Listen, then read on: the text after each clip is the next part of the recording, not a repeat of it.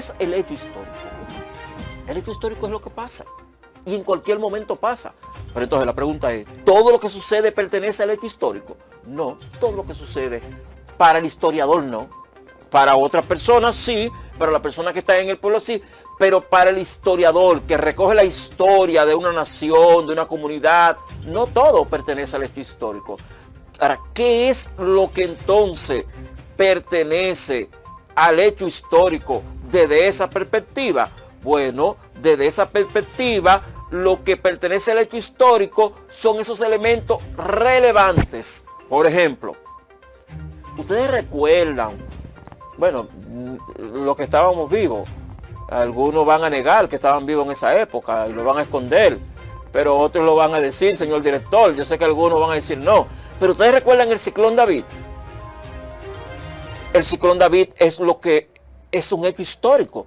Todos los ciclones estarán en la historia, todos los ciclones. Claro que no.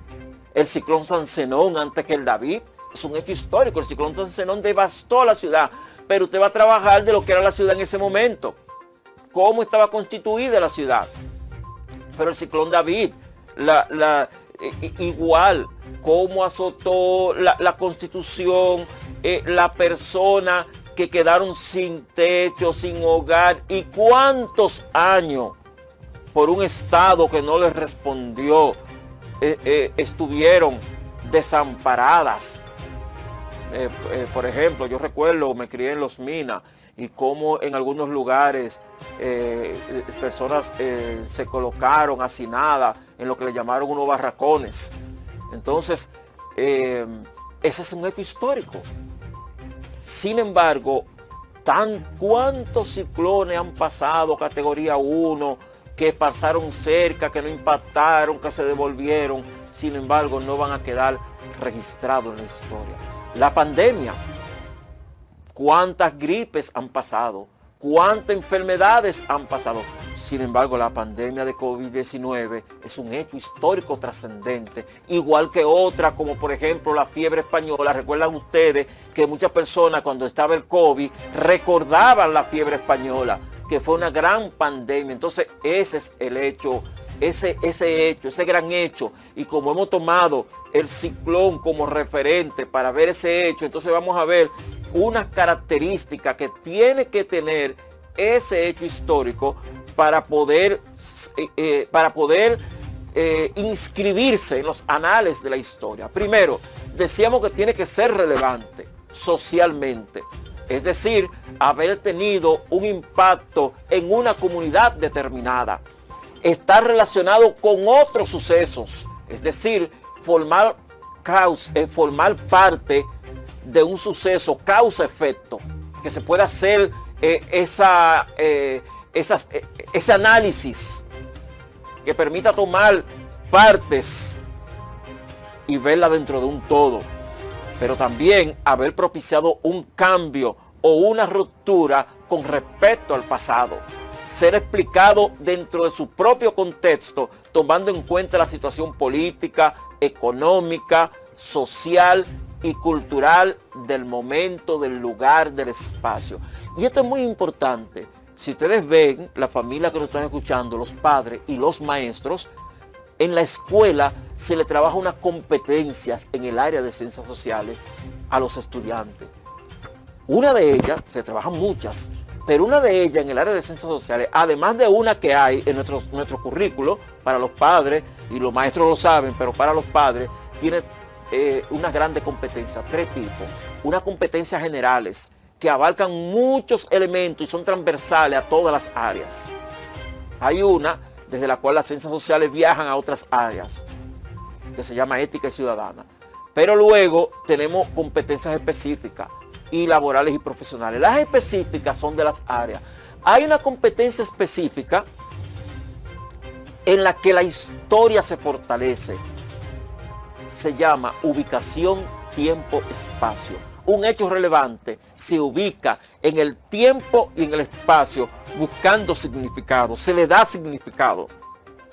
Ser explicada dentro de su propio contexto. Entonces es otro elemento interesante. Está lo suficientemente alejado del presente para que se pueda comprender y analizar el impacto que tuvo. Claro, en algunos casos ese hecho va a ser tan trascendental, pero sin embargo, mientras el hecho más se aleja del presente, más se descontamina de prejuicios y elementos. Incluso, eso no quiere decir que totalmente, por ejemplo, la llegada de los europeos a América, todavía hay muchos elementos subjetivos que están ahí cuando se analiza ese elemento, y hace 500 años que pasó. Yo no estoy diciendo que cuando pasan tantos años ya, en un momento se va a depurar todo lo subjetivo. No, eso no va a pasar. Eso no va a pasar con nada. Siempre van a haber valoraciones diferentes. Pero sin embargo, mientras más cerca está del presente, más amplia es esa valoración, según lo que dicen muchos analistas de la historia. Recuerden que yo no soy historiador, no me vendo como historiador, yo soy analista social. Un analista social que ha hecho estudio de historia y que profundiza en la historia. En tal sentido, yo puedo trabajar con dos tipos de fuentes, con fuente primaria y con fuente secundaria. La fuente primaria es la fuente que va y se busca ya donde sucedió. Fuente secundaria, esos historiadores que toman esa fuente. Por ejemplo, República Dominicana, historiadores respetados, Roberto Casá, Fran Moyapón, son personas que nosotros vamos a estar utilizando sus escritos y lo vamos a citar cuando estemos trabajando con ellos. Ustedes pueden estar totalmente seguros de que vamos a estar haciendo eso. Entonces, recordemos que la historia es una ciencia, que es una ciencia objetiva, valora la subjetividad, pero hay un límite entre la subjetividad, que son los sentimientos, que es el yo creo, y la objetividad. ¿Cuál es el límite? El dato, como decíamos ahorita. El dato. Cuando el dato llega como límite, no, ya ahí no hay límite. No. Yo creo que Sánchez y Mella sí estaban en la primera reunión de la Trinitaria. No, eso yo creo no es válido. Pero usted nos dijo, profesor, que la subjetividad es válida. Sí, pero el dato es el límite. Hay un acta que dice, que muestra que ellos dos no estaban, porque no está su nombre ahí. Entonces, ese es el límite. Ya ahí. Solamente, eso quiere decir que eso ya. No, en la ciencia nada nada se escribe con tinta de oro. Si aparece otro dato que se le comprueba su autenticidad, entonces sí, ya se acepta ese dato. Pero la comunidad científica tiene que comprobar esa autenticidad. Cuando yo estudié eran 9 planetas. Ahora son 8. Hoy se robaron uno. No se robaron ningún planeta. Sino que la ciencia demostró que hay un planeta, Plutón, que ya no merece el calificativo de planeta. En tal sentido, los otros 8, a partir de eso, sí merecen ese calificativo. Eso quiere decir que la ciencia se renueva. Eso mismo pasa con la historia. Entonces, social, ¿por qué? Porque el centro de la historia es y será siempre el ser humano. No puede haber historia si el centro no es el ser humano. Pero y entonces, antes de que apareciera el ser humano, ¿existía historia? No. Pero ¿cómo que no, profesor? Si yo quiero escuchado hablar de la historia de la Tierra, por ejemplo. Sí, pero sí, es verdad, se habla de la historia de la Tierra. Pero usted se contradice. No, le voy a explicar por qué. Vamos al paso. La historia de la Tierra no es la ciencia llamada historia quien la cuenta.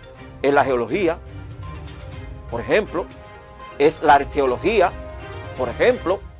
Hay una ciencia que estudia los fósiles y que trabaja con esos elementos que ahora la estoy buscando en la mente, pero bueno, se la digo e inmediatamente me llegue. Y esa es otra de esas ciencias. Son un grupo de ciencias, porque explicar la Tierra es algo complejo. Y todo lo que es complejo necesita respuesta de mucha ciencia. No puede haber la respuesta de una sola ciencia, sino que necesita de muchas. Y esa ya la encontré, paleontología.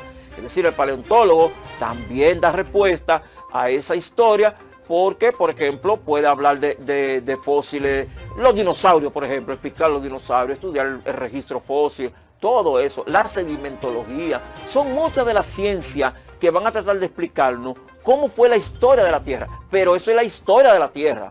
Ahora, la ciencia llamada historia, la ciencia social llamada historia, solamente existe a partir de la existencia del ser humano. Pero entonces ahora viene un elemento contradictorio que ustedes han escuchado en la escuela toda la vida y que ahora aquí, no yo, sino una gran variedad de historiadores ya lo han cuestionado y aquí yo lo voy a cuestionar. Entonces, la historia no nos enseñaron que inicia es a partir de la aparición de la escritura. Como Anoche Radio, la pionera online de Boca Chica, República Dominicana.